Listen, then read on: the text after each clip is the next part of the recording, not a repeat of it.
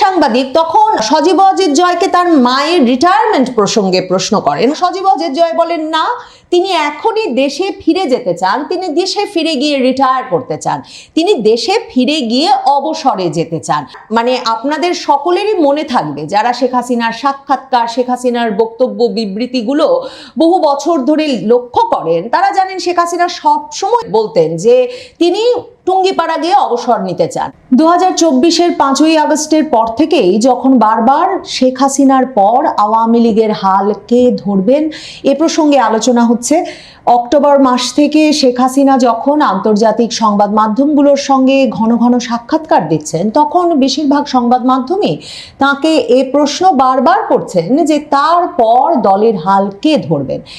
এমন অবস্থায় Al Jazeera বাংলাদেশের বর্তমান রাজনৈতিক পরিস্থিতি, নির্বাচনের আগে সেটা নিয়ে 2 পর্বের একটি ধারাবাহিক তৈরি করেছে এবং সেখানে তারা সজীব ওয়াজেদ জয়, শেখ হাসিনা পুত্র সজীব ওয়াজেদ জয়ের সাক্ষাৎকার নিতে ওয়াশিংটন ডিসি গিয়ে উপস্থিত হয়েছিল। সেখানে সাংবাদিক স্পষ্টতই বলেন যে শেখ হাসিনার পতনের পর থেকে শেখ হাসিনা যেহেতু অডিও বার্তা ছাড়া আর ভিডিওতে কখনো প্রকাশ্যে আসেন নাই এবং শেখ হাসিনা সরকারের বিভিন্ন মন্ত্রীরা যারা বিভিন্ন দেশে এক্সাইলে আছেন, নির্বাসনে আছেন, তাদেরও বেশিরভাগ যখন ভিডিও সাক্ষাৎকার দিতে এখনো কমফোর্টেবল বোধ করছেন না, তখন সজীব ওয়াজেদ জয়ী হয়ে উঠেছেন তার মা এবং আওয়ামী লীগের মুখ্য মুখপাত্র। এবং সেই যুক্তিতেই আল জাজিরা গিয়ে পৌঁছয় ওয়াশিংটন ডিসিতে সজীব ওয়াজেদ জয়ের এই সাক্ষাৎকার নিতে। সজীব ওয়াজেদ জয়ের সাক্ষাৎকারটা দেখতে দেখতে মানে এটা যে ফেসবুকে এত ব্যাপক আলোড়ন তুলেছে আওয়ামী লীগের নেতা কর্মী সমর্থকদের মধ্যে, খুব স্বাভাবিক, কারণ সজীব ওয়াজেদ জয়ের জন্যও 5ই আগস্টের পর সম্ভবত এটাই প্রথম একটা মুখোমুখি সাক্ষাৎকার। মানে যতগুলো সাক্ষাৎকার তার দেখেছি 5ই আগস্টের পর থেকে, সে সব সাক্ষাৎকারই ভিডিও সাক্ষাৎকার, তিনি অনলাইনে যুক্ত হয়েছেন, কিন্তু এই সাক্ষাৎকারটি তিনি সরাসরি মুখোমুখি বসে সাংবাদিকের সঙ্গে দিয়েছেন এবং আল জাজিরার সাংবাদিক কঠিন কঠিন প্রশ্ন করেছেন তাকে, তার যেভাবে তিনি সামাল দিয়ে স্পষ্ট জবাব দিয়েছেন, পুরো ফেসবুক এবং সামাজিক যোগাযোগ মাধ্যম জুড়ে তারও একটা প্রশংসা শুরু হয়েছে। সজীব ওয়াজেদ জয়কে যখন প্রশ্ন করা হয়েছিল যে তারা যেভাবে তাদের সরকার যেভাবে 2024-এর জুলাই আগস্টের প্রোটেস্ট দমন করেছে এবং তার মায়ের নির্দেশে যেভাবে শত শত মানুষ নিহত হয়েছেন, সে বিষয়টি নিয়ে তারা সেটা কিভাবে দেখেন, তারা এটা অ্যাকনলেজ করেন কিনা, স্বীকার করেন কিনা, সজীব ওয়াজেদ জয় স্পষ্ট ভাষায় বলেছেন তার মা কোনো হত্যাকাণ্ডের নির্দেশনা দেন নাই। যদি তিনি নির্দেশনা দিতেন তাহলে শেখ হাসিনাই এখনো প্রধানমন্ত্রী থাকতেন। তবে সজীব ওয়াজেদ জয় বলেছেন সাংবাদিককে, আপনি আমার যদি আগের স্টেটমেন্টগুলো শুনে থাকেন তাহলে নিশ্চিতভাবেই আপনি জানতেন যে বারবারই আমি বলেছি যে সে সময় আমাদের সরকার অনেক কিছু মিসহ্যান্ডেল করেছে, মানে অনেক অব্যবস্থাপনা ঘটে গেছে। সাংবাদিক জিজ্ঞেস করেছিলেন আল জাজিরার যে মিসহ্যান্ডেল একটা নরম শব্দ হয়ে যায় কিনা, তবে সজীব ওয়াজেদ জয় বলেছেন সে সময় পুলিশের সদস্যদের কেউ কেউ অ্যাক্সেস করে থাকতে পারেন, বিশেষ জোর প্রয়োগ, অতিরিক্ত বল প্রয়োগ করে থাকতে পারেন, কিন্তু তাদের সরকার যেসব তদন্ত কমিটি গঠন করেছিল, তাদের সরকার যেই পুলিশ সদস্যদেরকে অব্যাহতি দিয়েছিল, বর্তমান সরকার ইউনূস সরকার সেই তদন্ত বা সেই অতিরিক্ত বল প্রয়োগের ঘটনাগুলো কেন তদন্ত করে দেখলো না, সে প্রশ্ন তিনি পাল্টা রেখেছিলেন সাংবাদিকের কাছে। তবে সাংবাদিক সে প্রশ্নের উত্তর দিতে পারেননি। যেই কথাটি সবচেয়ে বেশি ভাইরাল হয়েছে সজীব ওয়াজেদ জয়ের এই সাক্ষাৎকারে, সেটা শুনে আসি, যেখানে তিনি স্পষ্টতই বলছেন যে তার মা যদি প্রধানমন্ত্রী থাকতে চাইতেন মানুষ হত্যা করে, তাহলে তিনি এখনো প্রধানমন্ত্রী থাকতেন। If you listen to my statements online, I have said again and again the Awami League mishandled the protests. Our government mishandled the protests. Isn't mishandling a mild word for the killings of hundreds and hundreds of mainly unarmed protesters by the security forces ordered by your mother? Then none of it was ordered by my mother. If my mother had been willing to kill protesters, she would still be in power. Bangladesh democratic test আল জাজিরার এই 2 পর্বের ডকুমেন্টারির দ্বিতীয় পর্বে সজীব ওয়াজেদ জয়ের যে সাক্ষাৎকারটি সেটি কিন্তু সজীব ওয়াজেদ জয় দিয়েছেন তার নিজ বাসভবনে বসে, এবং সাংবাদিক যখন তার মায়ের তাদের পরিবারের বিপুল দুর্নীতির যে অভিযোগ আছে সে সম্পর্কে প্রশ্ন করেছেন তাকে, সজীব ওয়াজেদ জয় একটু বিচলিত না হয়ে সাংবাদিককে বলেন যে এটাই তার একমাত্র বাড়ি যে বাড়িতে সাংবাদিক নিজে বসে আছেন, এবং তিনি প্রশ্ন তোলেন যে 5ই আগস্টের পর তিনি মার্কিন নাগরিকত্বের আবেদন করে মার্কিন নাগরিকত্ব নিয়েছেন, যদি তার সত্যি বিপুল ধন সম্পদ থাকতো মার্কিন যুক্তরাষ্ট্রে তাহলে নিশ্চয়ই এফবিআই এর তদন্তে তা বেরিয়ে তো আসতো এবং তিনি মার্কিন নাগরিকত্ব পেতেন না। সাংবাদিক সেই পাল্টা প্রশ্নেরও উত্তর দিতে পারেননি, তিনি পরবর্তী প্রশ্নে চলে যান। তবে সবচেয়ে গুরুত্বপূর্ণ আমার কাছে যেটা মনে হয়েছে, যে অংশটা মনে হয়েছে সজীব ওয়াজেদ জয়ের এই সাক্ষাৎকারের, সেটা হচ্ছে সজীব ওয়াজেদ জয় এই সাক্ষাৎকারে তাকে যখন জিজ্ঞেস করা হলো আওয়ামী লীগের ভবিষ্যৎ আছে কিনা এ প্রসঙ্গে, কারণ সাংবাদিক শুরুতেই বলেছিলেন যে আওয়ামী লীগ কি করে 2024-এর জুলাই আগস্ট আন্দোলন দমন করেছিল সে প্রসঙ্গে তাদের মতামত, এবং আওয়ামী লীগের বাংলাদেশ রাজনীতিতে আদৌ আর কোনো ভবিষ্যৎ আছে কিনা এই প্রশ্নের উত্তর খুঁজতে নাকি তিনি সজীব ওয়াজেদ জয়ের কাছে পৌঁছেছেন।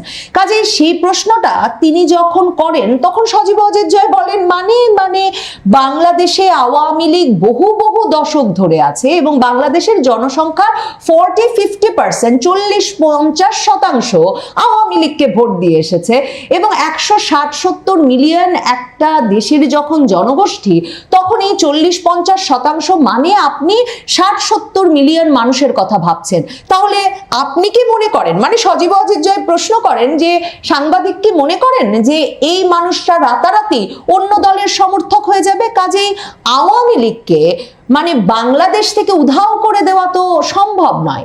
আল জাজিরার সাংবাদিক তখন সজীব ওয়াজেদ জয়কে তার মায়ের রিটায়ারমেন্ট প্রসঙ্গে প্রশ্ন করেন, কারণ এর আগে যখন সেই সাংবাদিক বারবার প্রশ্ন করছিলেন যে ভারতেই শেখ হাসিনা থেকে যাবেন কিনা, সজীব ওয়াজেদ জয় বলেন না, তিনি এখনই দেশে ফিরে যেতে চান, তিনি দেশে ফিরে গিয়ে রিটায়ার করতে চান, তিনি দেশে ফিরে গিয়ে অবসরে যেতে চান।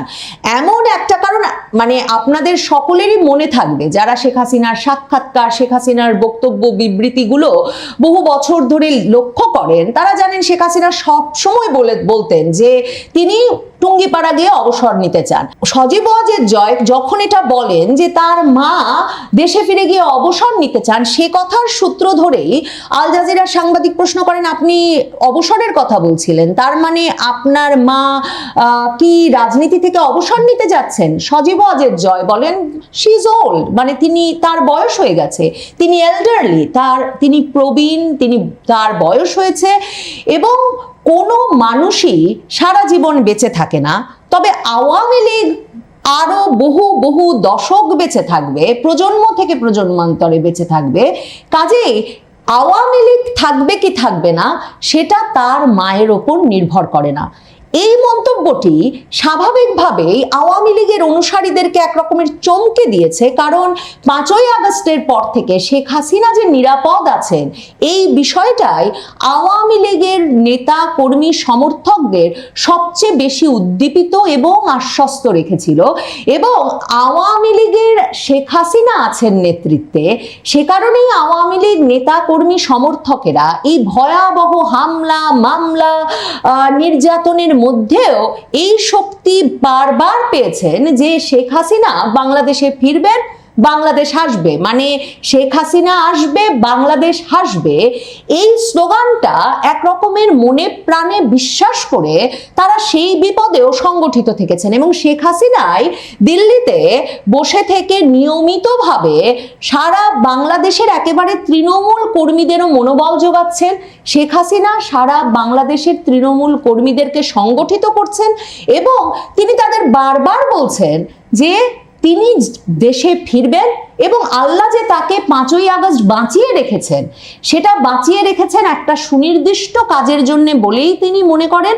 কাজেই বাংলাদেশে আবার ফিরে যে দুঃশাসন শুরু হয়েছে, সেই দুঃশাসনের অবসান ঘটানোই হবে তার সেই কাজ, যে কাজের জন্য আল্লাহ তাকে বাঁচিয়ে রেখেছেন।